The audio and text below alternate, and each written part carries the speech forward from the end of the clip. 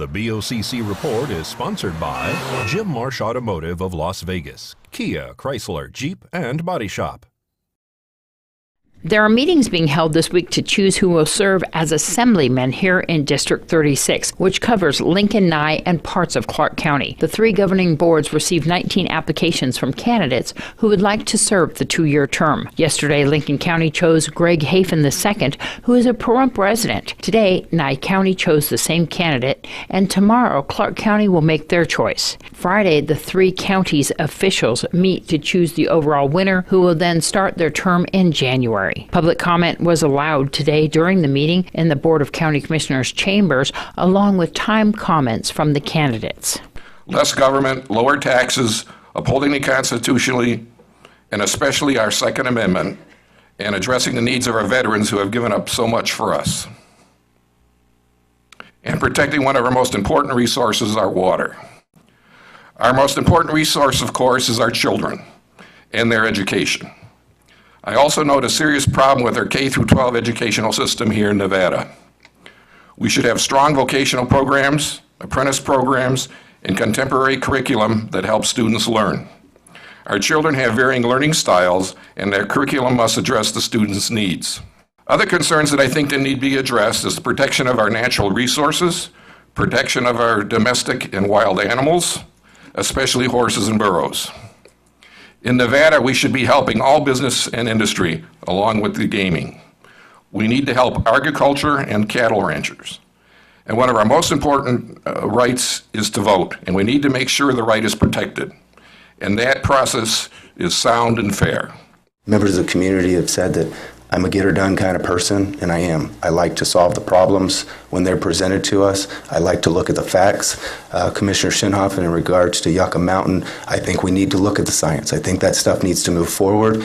As a water operator, I look at where nuclear waste is currently being stored, and at a national level, it makes me very concerned.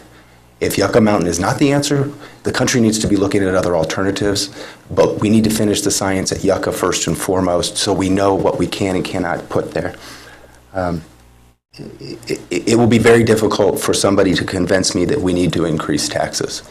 However, having said that, I do believe that we need to plan for tomorrow's bills by paying for them today and not pass them on to future generations. My son is a fourth-generation Pahrump resident, and I don't want him paying for our problems that we have today because we want to kick that can down because we don't want to pay for our problems today. We need to be responsible. We need to pay our own bills, but we need to be efficient. And I believe government should be efficient. I believe business should be efficient, and I try and very hard in my business to be as efficient as possible. Family. I do want to touch. I love my family. I respect my family. I thank them all for being here, the ones that could be here. The ones that can't be here today is because they're at work. And I will leave you with this. If you have enemies, good. That means you have stood for something sometime in your life. I am a signer of the Grover Rehnquist Taxpayer Protection Pledge. I am A-rated by the Nevada Firearms Coalition. I have an AQ rating by the National Rifle Association. My father is a former combat Marine. My mother was in the Navy. My father was awarded the Purple Heart for wounded while on the main line of resistance in Korea. I have grown up with extremely conservative values because being a textual constitutionalist is what I am. Our framers meant it, they were brilliant, and we need to follow it. Thank you. I thank you.